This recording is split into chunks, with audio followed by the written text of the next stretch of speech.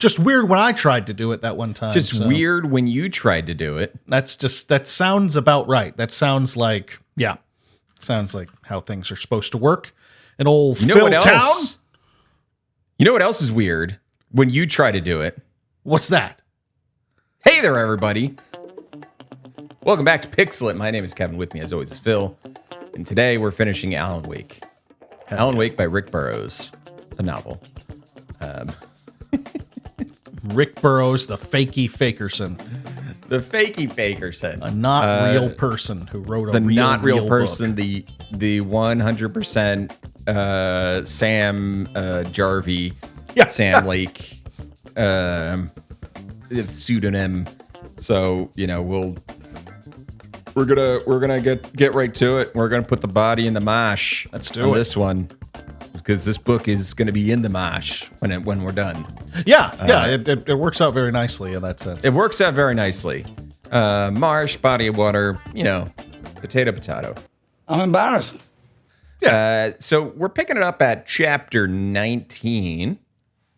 So where we last left off, they had just gotten into a car accident.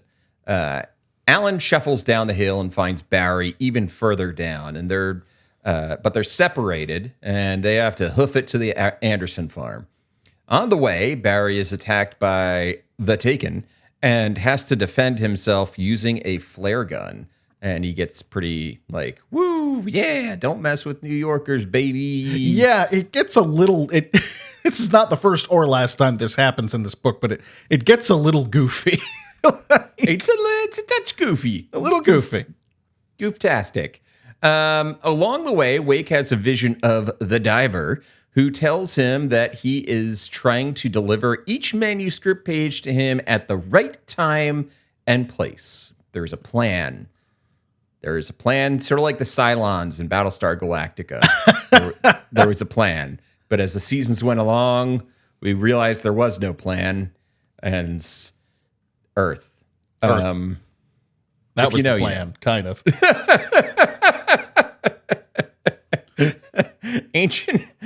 Ancient alien. It's funny. It's funny to think we were on. It's probably not Aliens when basically Battlestar Galactica is the ending of Battlestar Galactica is Ancient Alien theory. It's basically it's just setting all that up. Yeah. So afterwards, Wake gets a page about the shoebox, which would continue to exist despite Zane having written himself out of his existence. And then Wake has an encounter with a harvester that feels very rote and not tense at all. No, it was, I remember that boss fight. I remember those encounters and stuff like that. Always the big growling, angry vehicle you've got to jog around and somehow bring down. And those were pretty effective boss fights. And this doesn't really hold up to the game in this situation. No, it's like Alan points his flashlight at it. Yeah. Next sentence, he points it at it again, and it's defeated. And it's done. Okay. Yeah, I guess it has become a little tedious, the process of shine the light, shoot it throughout the book. Because at least in the game, you're playing and you're having fun doing it. Right. But yeah, this is a little abrupt. And they could have come up with something else. They could have. Yeah. But they didn't. They didn't. No. Burroughs. Rick Burroughs. I'll get you, Rick Burroughs. Next time. The chapter ends with a scene. Next time. The chapter ends with a scene that is probably the best moment in the game, but doesn't read nearly as fun in the book. No. And I'm not sure what could have been done to make it better.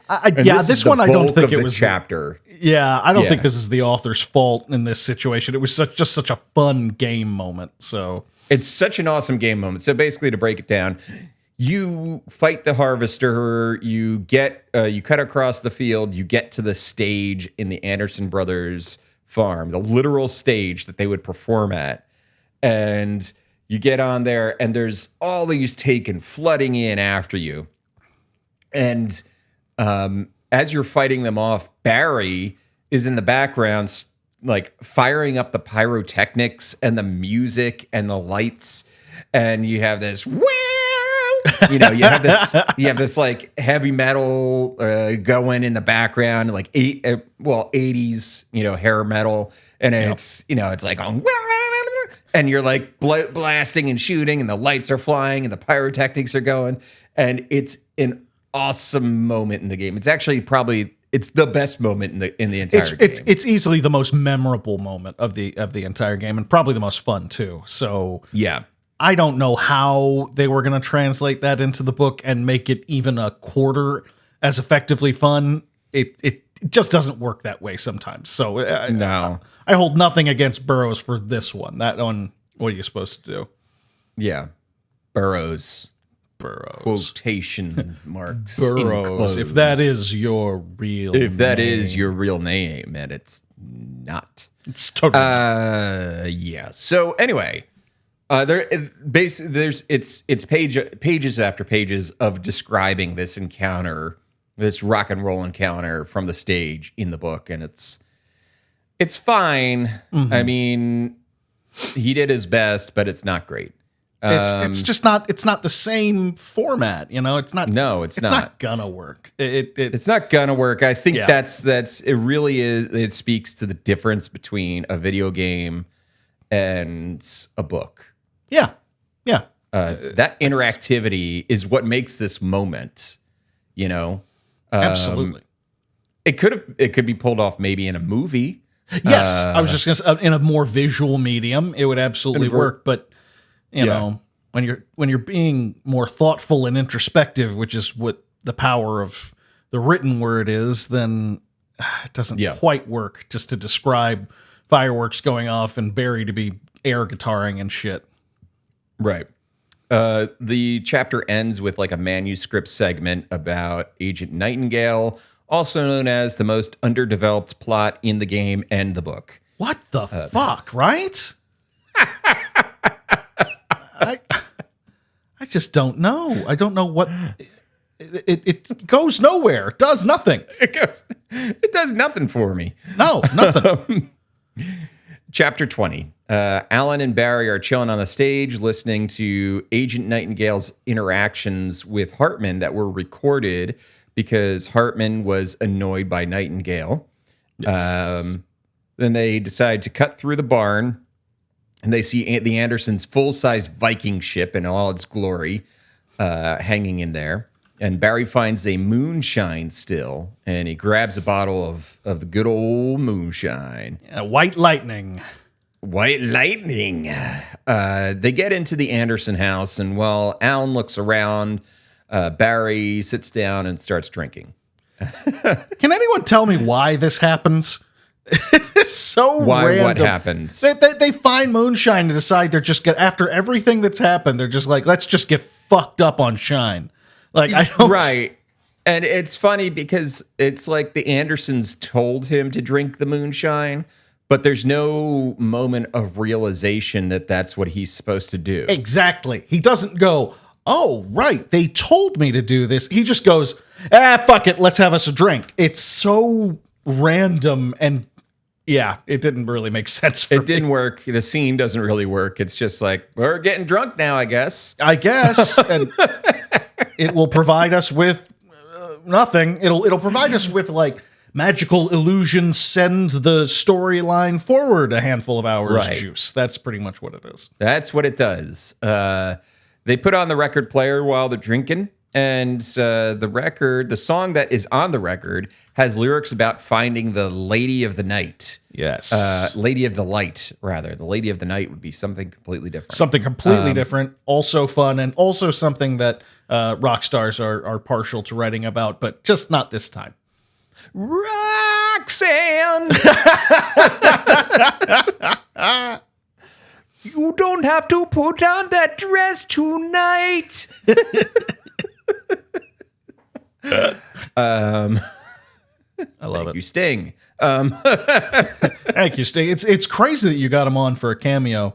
It's such Yeah. late notice. Such late notice, but Sting and the police were the whole band was here. The police were And here, they almost never get back together. It's great. they It never just, get back together. Never. And, even though his only real good work was with the police, and we've somehow been deluding ourselves to thinking How did we Desert trick Rose, ourselves into thinking that his solo career is what we really wanted? And they were like, we just want the police Sting, and he just sorry Sting, I know you're still in the room. I'm just telling you the truth. Yeah, we're trying to help you out, buddy. We're just as from one set of insanely successful entertainment geniuses to a reasonably intelligent musical guy. You just gotta hear from us on this one. You got to hear from us. Listen to us. Reform the police, but change the name because fucking the police, really? Yeah, come on. It doesn't really fly in 2023, buddy. No. Especially not if you're singing about Roxanne. Yeah. I love that song. I really love that song. So he realizes that Cynthia Weaver is that lady, and she has something that'll get him back into the cabin. And then they pass out. Yeah. From drinking the moonshine. That moonshine. It made me think. This is a little tangent. I remember when I was younger and in high school, I would play D&D and shit like that with my friends in chat rooms on AOL because none of us could drive, and so we would just do chat rooms and stuff. And that was the big thing at the time because it was 1990, and that was just what you did. But my parents didn't like me staying up late and playing D&D because they were still, my mother at least still had residual scars from the Satanic Panic, and I was supposed to be in bed anyway, and we'd stay up until like 2 or 3 in the morning playing, and so anytime it became a running gag because anytime my mom would like start walking towards the family communal computer room, I would write that my character passes out. And it became this running gag that he had like narcolepsy or something like that. And they'd go, oh, okay, well, I guess Phil's out. So they have to get creative and do something with my body while they finished up the session. And that was immediately what I thought about. I was like, that's the end of that scene. I guess we'll drink some shine and boom, we're chapter whatever. It gave me flashbacks. Yeah. That's all. That's amazing. AOL Instant Messenger, D&D. Actually, it wouldn't have even been Instant Messenger. You would have just been in a chat room, right? We just had a private chat room. We'd all meet up in, and we had some friends from out of town that we met through public gaming chat rooms, and that was back in the day where you would just go into free-form role-playing game chat rooms, and I'm a dragon, I'm a vampire. You can take a direct line and connect that to the current like fan fiction subculture. It's all the same thing. Sure. It's a lot of us were writing fan fiction anyway. So it's all the same. Nothing changes. Nothing changes. Time is a flat circle. It's true. The internet might have evolved, but actually, I do miss the days of the internet being a little bit weirder. Like it was. It's weird. Like it's like you could go out on a voyage on the internet, and the internet was like a million tiny islands. There's some bigger ones like AOL or whatever, but it was like this. It was a million tiny islands out there for you to explore and find and see new things. And now it's just like, I guess fucking open Twitter. Yeah, it's all very homogenous now. You've got your apps and your shit that you, and this is the old men yelling at a cloud portion of the show. But if I know a lot of our listeners are younger than us and at least one generation behind us, and it's one of those things that if you've ever heard an older geek talk about how the internet back in the day was kind of like the Wild West, and you did not know what you were going to get to see and everything. Well, that's a pretty good example of not knowing what the hell we're going to see. Yeah. She's getting scarier, man. Like, I don't know what. You letting her read spooky books or something? She's I don't know what that. She watches too much YouTube, and sometimes I think it just goes creepypasta route. hey, at least she's watching YouTube and not rotten.com. So that was Speaking of an island in the internet, that was the thing, is you had these like, it's like, how daring do you wish to be? You know? Right. And you heard tale of whispers of rotten.com. Yes. What is rotten.com? And you wouldn't even dare to put in the URL. Yeah. You didn't want or it if to you be on your did, you'd see that first creepy image that was on the header and you'd like, no, and just turn it off immediately. It was all, and that's the thing. I do have a fondness for every now and then dipping my toe in the water of creepypastas and shit like that, because it comes from the same place. And I recognize in them what they're trying to do. It's just, I feel like sometimes our version of that was actually sometimes illegal. So there wasn't a lot of dark web in the AOL days, but just a dollop of it. Just A dollop of like just sour cream in the middle of a bowl of chili. Just right there. I could go for that. Yeah. Right now. I might register sour cream in the middle of a bowl of chili.com. And it'll just be our shared blog of old internet experiences. I love it. I think that works. I think that makes a lot of sense. We're still talking about Alan Wake, though, I think. Yes, we are. We are.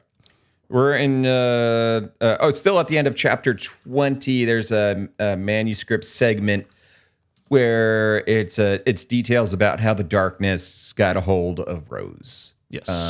So we're in chapter 21, and Alan has a dream or vision of the night he walked out on Alice and what happened next. In the game, this is kind of done as like an out-of-body experience where you're like a ghost version of him. Yeah. Following the real version of him in the dream around and just seeing what happened. And you're like, no, stop doing that, you dummy.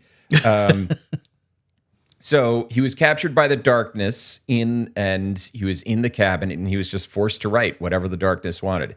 He just had to write this story. And as he was writing the story, he eventually figured out that the darkness believed in a thing called love. Was using. I'm actually. It's the Dark Presence, not the Darkness. The Darkness is a band. Yes, a very good band, but a band A very nonetheless. good band. I believe in a thing called love. Just listen to the rhythm of your heart. Musicals. The best.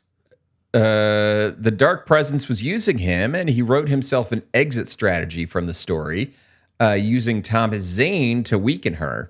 So he shows up with his light, and he weakens her, and while she's distracted, he gets out of the cabin, ran to his car, drove, got into a car accident, and that's where he woke up from, is that car accident. As he wakes up from the dream, Agent Nightingale is pointing a gun at him.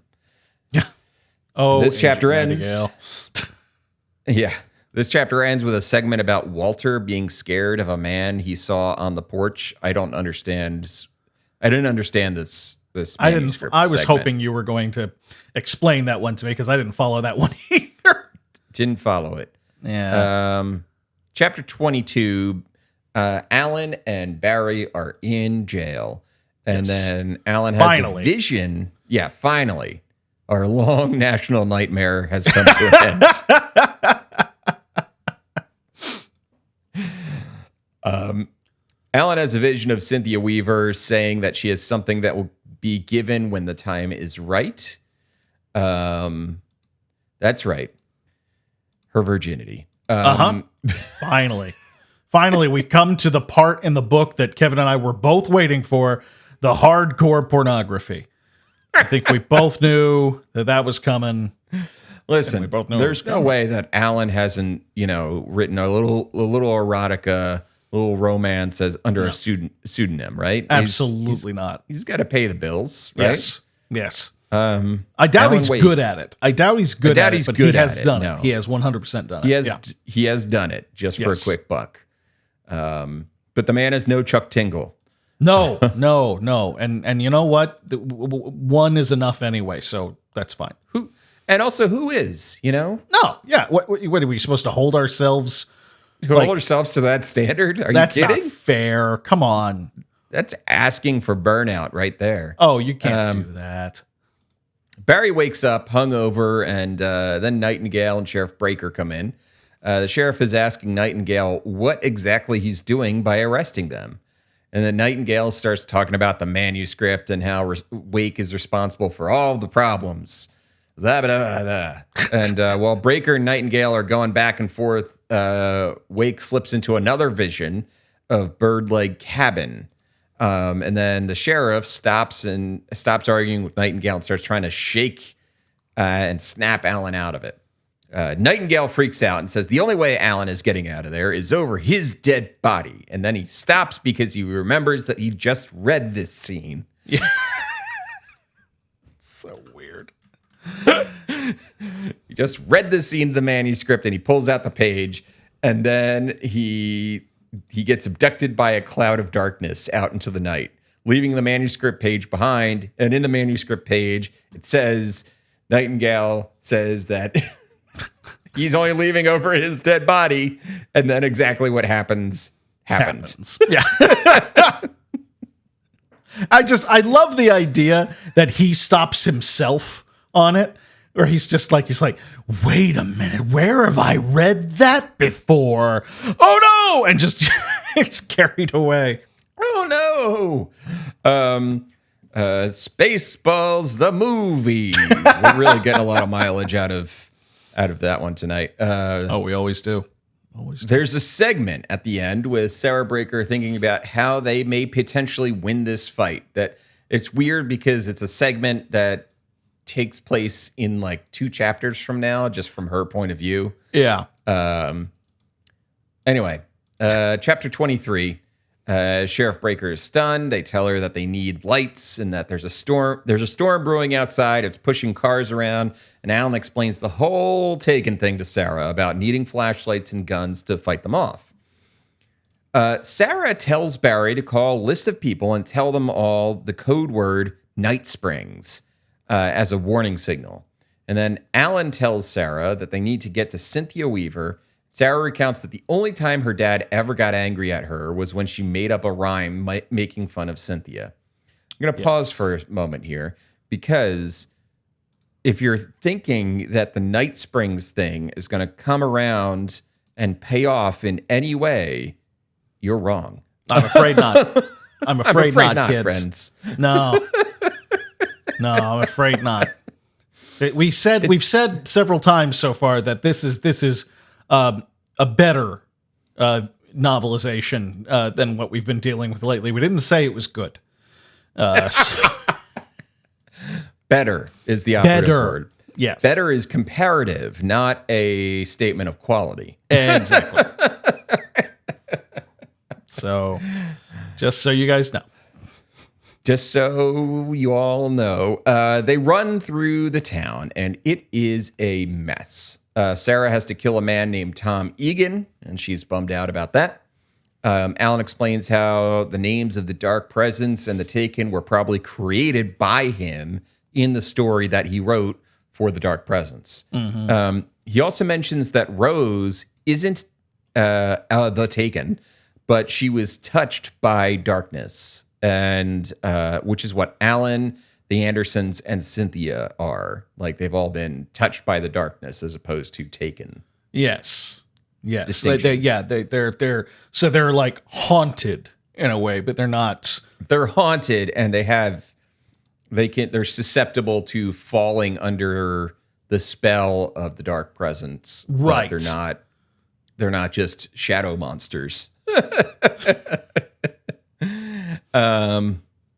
So they run through the general store, and Alan sees another TV flashing back to how he had to change the story to save Alice. Mm-hmm.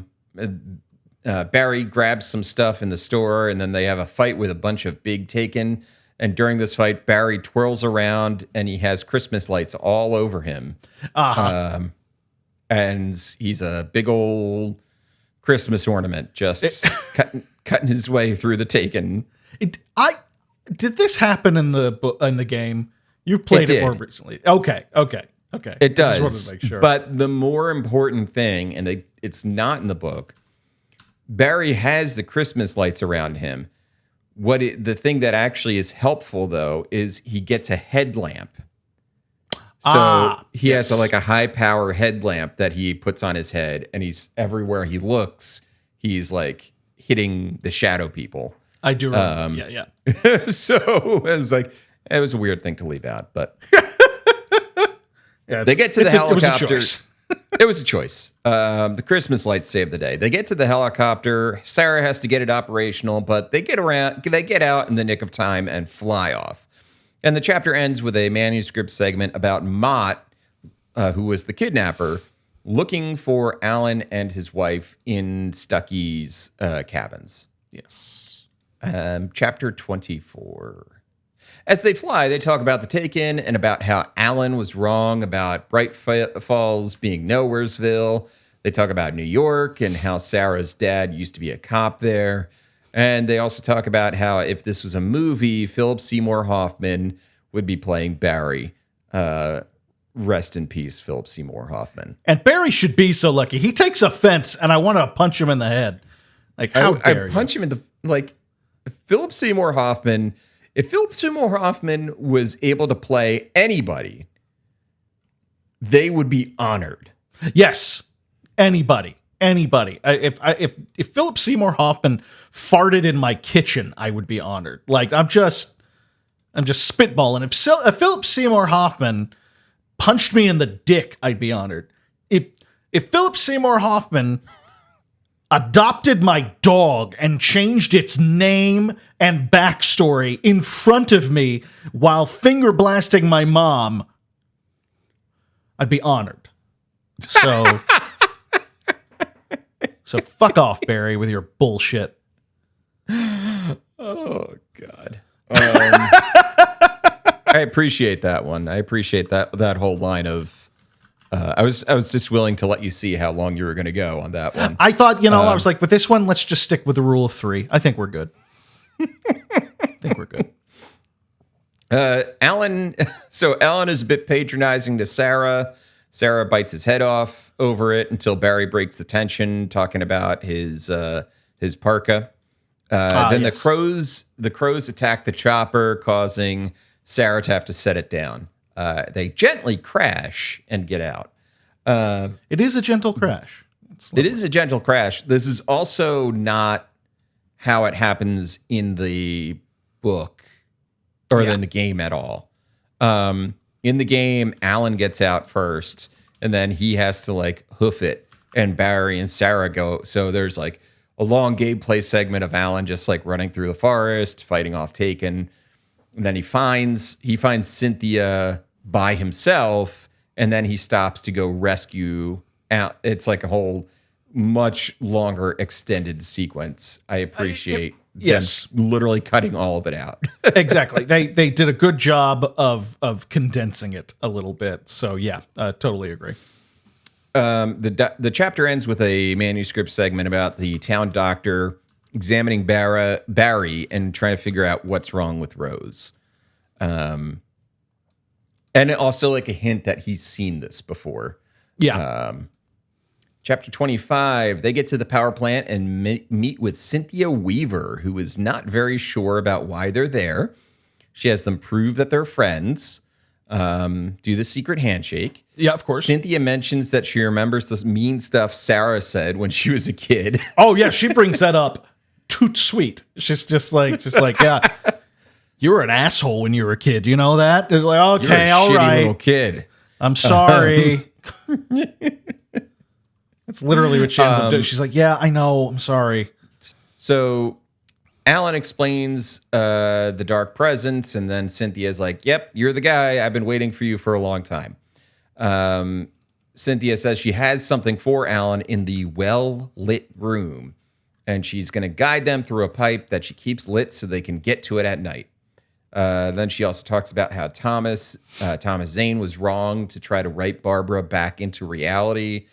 And Wake is like, yes, exactly. It needs to be small changes for it to work. Which she goes along with. She goes, you might be right. That could work. But in my head, I was like, you're full of shit. There's no way that's going to work. Right. It just feels very like hubristic as far as, I was like, sure, that'll work. He couldn't do it, but maybe I can. Exactly. Yeah. I could probably do it though, because I'm me. I'm the main character. So, I mean, to be fair, he literally is the main character in this situation, but he doesn't know the that. main character. Yeah. He doesn't know that yet. Right. They get to the room, and Weaver is happy to be relieved of duty of watching this one box because some of the light bulbs are about to go out, and she doesn't want to have to change them anymore.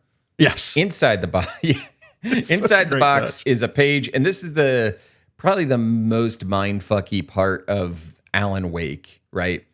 Is inside the box is a page from one of Zane's books about Alan and his mom and the clicker, the little light switch thing. Yeah. And the clicker is inside the box as well. And Alan has some existential thoughts. So basically, if you want to lay it out, it's Thomas Zane, in order to, once he realized that everything had gone wrong, he writes himself out of existence.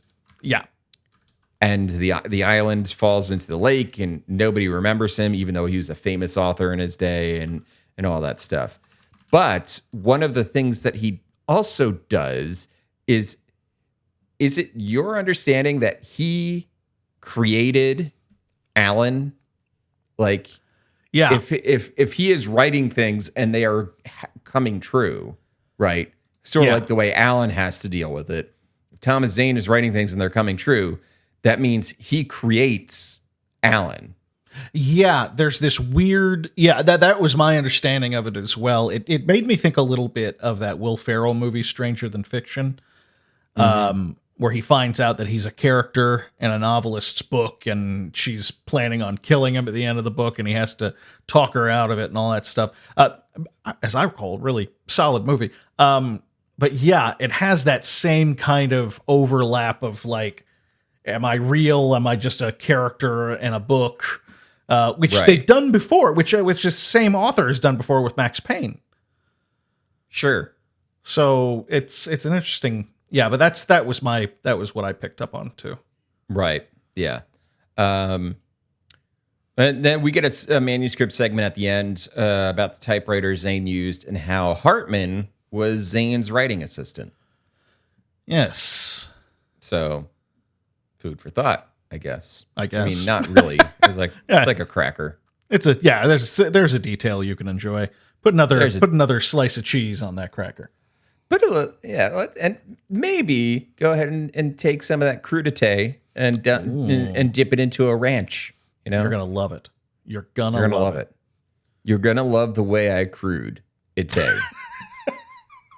You're gonna love the way I crude.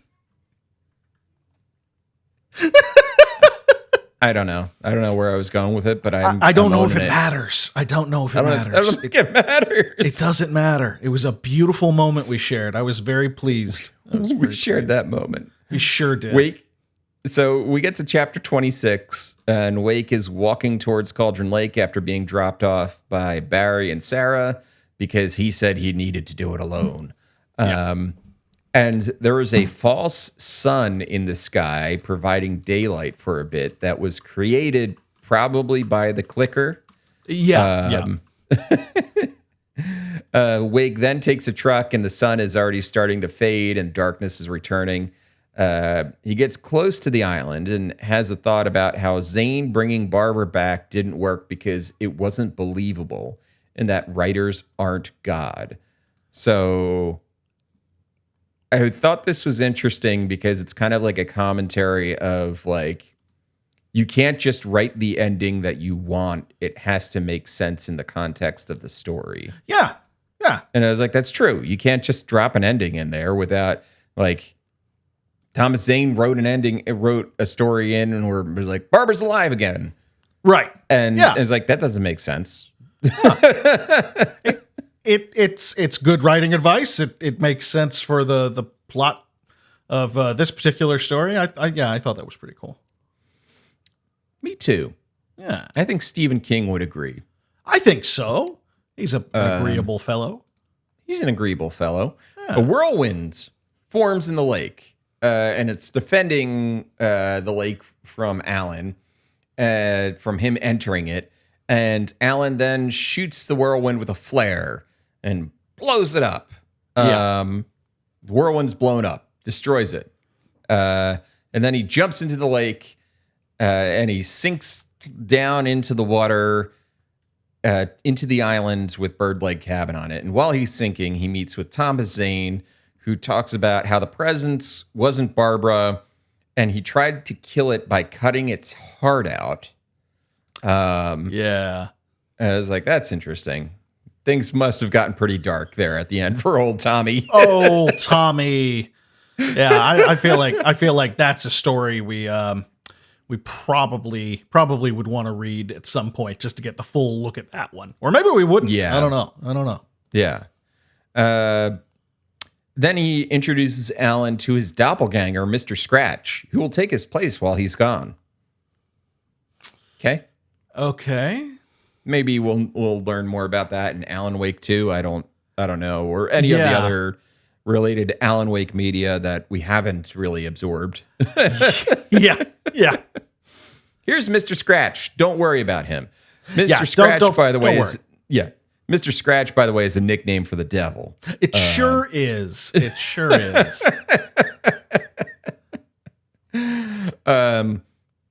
Wake approaches the cabin, and Jagger is hurling insults at him as he approaches her inside the cabin, and everything is like starting to fall apart as she screams at him. And then he grabs her and he thrusts the clicker into the hole in her chest, and he clicks it. And a bright light forms inside, and it just whoosh, destroys her. Yeah. He goes up to the study and he sits down at the typewriter and he begins to type, knowing what he needs to write the ending for departure. And that's the end of the chapter, end of the main chapters. We get an epilogue at the end where Alice bursts up from the water and is greeted by Sheriff Breaker. And Sarah takes Alice for coffee and fills her in basically on everything that happened. Fills her in and therefore us. and us, yeah. And they both agree that Alan is most likely not coming back. Yeah. And that is the end of the Alan Wake novelization. Phil, your thoughts? It was fine. I think there were some really interesting choices made in the adaptation of it. There were some interesting changes made. The ending, for one thing. The author certainly had a good instinct for a lot of moments that didn't need to be so dogmatic to the source material. Sure. Unfortunately, that isn't the case across the board. As you've pointed out, there are lots of moments where it's like, he shined a light on him, then he shot him. He shined a light on him, then he shot him. And I feel like there were some opportunities that we could have had to really get to know more about Alan himself. We could have had more flashbacks, God forbid, maybe stuff that isn't in the game, to expand upon that. And then of course we run into the issue of certain things that aren't going to adapt as well, like the Anderson Farms scene and the Thresher to a lesser extent, which could have been more intense and interesting. Right. It feels like rather than you just have to invent some stuff, because obviously in the game, as you know, you play the game and it's a lot of repetition, which you don't mind when you're playing the game because that's just how it works. Right. But in the book, you would have had to say, okay, he hid behind this thing and he knocked over a jerry can of gasoline and stuff that isn't in the book. And when that opportunity arises, more often than not, unfortunately, Burroughs doesn't take it. And so it leads to some very samey moments. Having said all that, it's well written. It was quick enough. It didn't drag horribly. No, right. It just feels like there were some missed opportunities. That's all. Yeah. So what about you, Kev? What do you think? Yeah, I definitely agree there's some missed opportunities. And one of the things that has been sticking with me ever since I saw it somewhere, I think it was on a subreddit or something like that, might have been on the Alan Wake subreddit, that there was a huge missed opportunity to basically, instead of writing a novelization of the events of the game, instead finish the Departure manuscript and publish that as a book and have it by Alan Wake. And I think because if the Departure manuscript is the events of the story, but it's told from a completely different perspective, and I feel like leaning into that could have been really, really cool. That would have been that, and it would have been something additive to the lore of Alan Wake instead of a novelization, which is fine, but it doesn't give you anything. Like if you played the game and then you read the book, if you do it close together, the book is going to seem pretty boring in comparison. Yeah. Which you did. Which I did, and I regret doing so because the last half of the book was a little it dragged a little bit for me because I knew what was going to happen, and then I was always a little disappointed in how little it deviated from the game. So I think that's kind of my take on it. In terms of it as a book, it's fine. It has some loose threads at the end that are one of those things that are going to be like, oh, I guess that gets answered. I don't know. I'd never played the expansions. I know there's obviously there's the one in Control that's about Alan Wake, and I know there's a sequel coming out next year, maybe I want to say, or this year. Some 13 years or something after the original. So, and those might pick up those threads that were kind of left dangling at the end of this here. Ends, but here, to be honest, I'll make a little pitch. I believe Lore Dump has covered the Remedy verse, the Remedy games. Okay. So if you want to go listen to them now, if you want to learn more, go over to Lore Dump. Monty is a friend and a friend of the pod, and I think you might find some answers there if you're really, really needing them. That's great. Yeah, that could be a really nice follow up to all of this. Yeah. That being all said, I don't have Google Docs is saying that it doesn't recognize the word doppelganger. I'm like, yeah, come on, guys. Like, come on, it's doppelganger. You know, come what it is. on. Anyway, now that that's all been said, I think that's pretty much my entirety of my thoughts on the book. Phil, I have one thing to ask you. Okay. What are you playing? Oh, okay. All right. Hold on. You caught me unawares. It's a good thing I actually did write some notes down on what I've been playing lately. I finished a couple of games the past few days. I finished Killer Frequency, which you recommended. And yes, I sure did. And I gotta say, I think I ruined it for me. Okay. Without meaning to. Because there were certain aspects of it that made me think of some games, and then there were certain aspects of it that made me think of other games, and then when I got into it, my brain wouldn't stop comparing it to other games, and I just couldn't let it alone, and I couldn't just let it speak for itself, which is no weakness of the game. The game, from my point of view, you can look at it and go, this is a very interesting game. It's clever, it's fun, it's funny, it's got some good horror elements to it, some good puzzles. I think that's really great, and I did enjoy it. The problem is when I looked at it originally, it made me think of this one game that I played last year called Not for Broadcast, which is an FMV game. Okay. And it's this little British indie studio, and you are the producer on this little television, this TV studio, and you're in kind of this dystopian future, and you've got to literally edit and change cameras and stuff like that as the news segment is going on. You have to make decisions on what kind of shit are you going to share, are you going to allow this commercial to go up, etc. Okay. And it's you'd really enjoy this. Sure. It's fast paced. It's kind of stressful, but it's very funny and well done.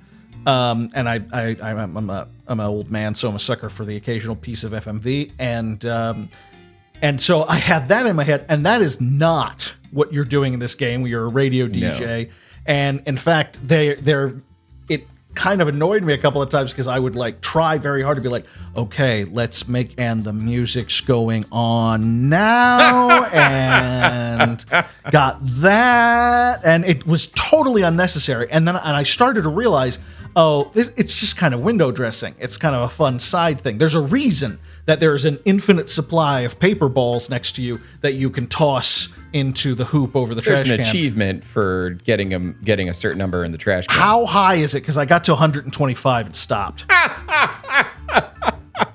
if I find out it's 126, I'm going to snap. But then it would get to, I'll go, oh, okay, just relax. It's a story game more than anything else. Sure. And just, Right. But then a call would come on and I'd go do it. And Peggy, the producer, would get kind of annoyed with you and be like, hey, could you turn the music off first? And I'm like, oh, who cares? Like, who actually cares? It also made me think of Firewatch a lot. It has a similar vibe, a similar aesthetic. It varies. It does have a similar vibe to Firewatch. Yeah, I think it's a little bit more. It's a little bit more open-ended than Firewatch. Yes. Firewatch is a little bit more on the rails. There's only like 2 or 3 endings to Firewatch, and but yeah, no, I get what you're saying. It's like your dialogue choices are literally the thing that matter the most in the entire game. Right. And I wasn't fully prepared for how much of a visual novel it could be. And so I did there were a couple of times I was just sitting there going, okay. And I learned my lesson about, like, one time you basically, guys, you get to try to talk different people through ways of avoiding this murderer, and there are different ways of going about it, and it's different puzzles, and that's really fun and super creative and really well done. Right. And then I'd accidentally let one of them die or something, and I'd quick load like I do, and but then I'd have to go through like 10 full minutes of the same dialogue again. I go, oh, son of a bitch. I feel bad because I looked at it and go, this is a great game, and my brain won't let it be good on its own merits. And that's my problem. That's my problem. I recognize that. And if any of you dig on clever horror puzzle games and that sort of thing, I with a sense of humor, very 80s. Yes. All that. I think people should really give that one a look. And then today, I actually finished the single-player campaign for Blood Bowl 3. Which I was more than pleasantly surprised to find it had. It was a lot of fun. I never actually thought about Blood Bowl having, I've never actually played one of the campaigns for Blood Bowl. Mm-hmm. I've only just, I think I've just only played it with you. Mm-hmm. It's fun. It's I have to say I enjoyed it. And I'm probably going to keep playing it because I'm a Blood Bowl fanatic, but I find it hard to recommend to people who are kind of interested now. Sure.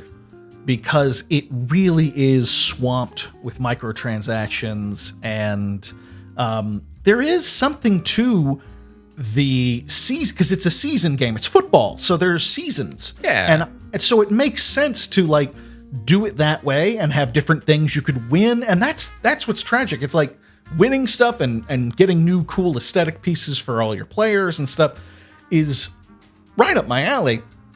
But after they've asked me for $40 already, it's kind of a hard sell, and I'm not going to give them any more money. It's a pain. I guess you could say if people have never played Blood Bowl before, like, don't start with this one. Go back. Go to Blood Bowl 2 or something. Yeah, you could get Blood Bowl 2, which has all the bells and whistles and everything you want already unlocked on a Steam sale for probably $5, and get into it that way. I would recommend that. Because the first two were great, but that's what I've been playing. That's me. What about you, Kevin? What have you been playing? Okay, so I guess I talked about Homebody last week, right? I think I did. Yes. Okay. All right. So I am still playing Dave the Diver. It's one of those games that just seems like there's just a lot of stuff to do in it. It's like sure. I want to say the more I play it, the more I'm like, oh, it's not like Stardew Valley, but in terms of like, there's a lot of things to do in the game, and it's kind of chill. Mm-hmm. It's kind of like that but instead of farming, you're a diver who is catching fish for a sushi restaurant. That's pretty cool. So I'm still playing that. Let's see. I installed and started playing Bramble the Mountain King. Okay. Which seems cute so far. Cute and like, okay, I could see how this could get terrifying or unnerving rather quickly. I started playing Fear and Hunger again. Why? Why? Why?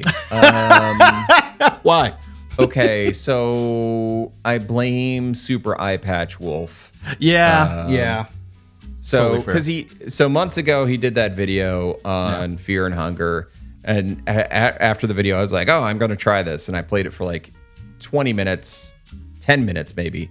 I was like, nope, done with this. But then he started streaming Fear and Hunger, and watching him stream it, I started to get a little bit more understanding about the game's mechanics and things like that. So I started playing it, and I actually have been doing pretty well. So one of the things where it's like, oh, you have a 30-minute time limit to start the game to get this one character. Like, the whole purpose of the game is getting in to find this guy Lagarde, right? Mm-hmm. Who is in the dungeons of Fear and Hunger. But if you wait longer than 30 minutes, he'll be dead. Yeah. I've been able to regularly, I'm familiar enough with like people call it like the first half of the game, even though it's under 30 minutes.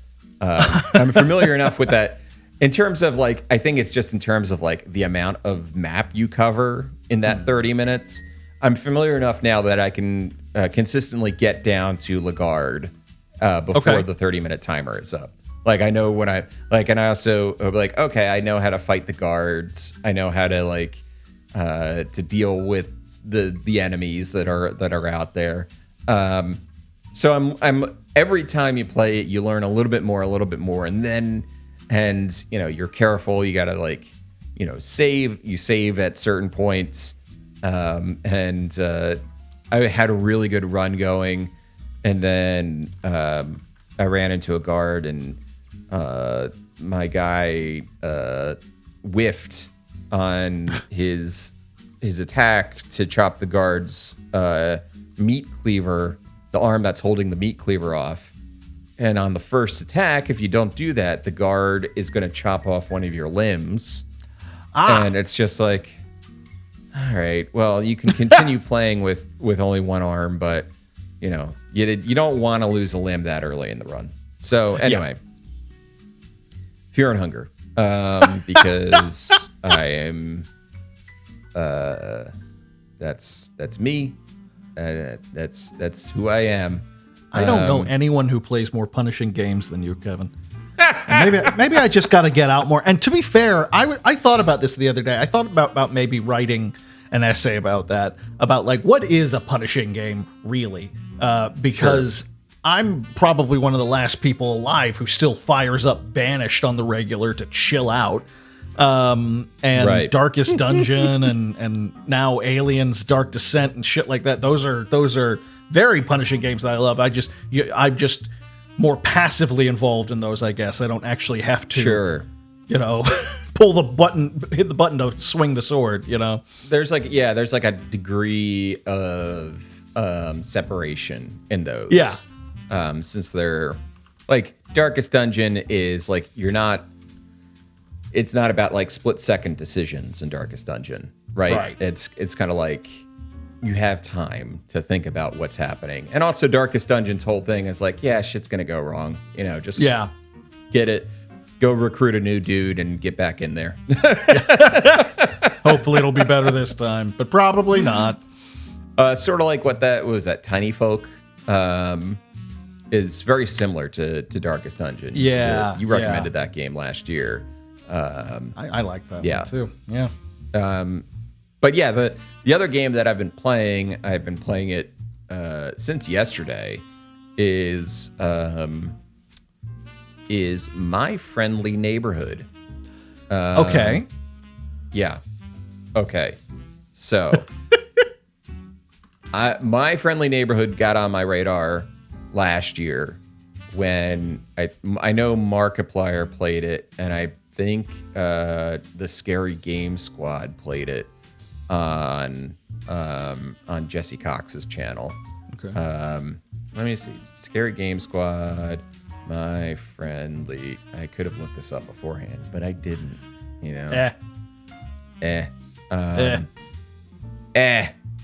No, they didn't. It was Markiplier and John Wolfe. Okay. Played it. So anyway, they basically you are the basic plot of the game is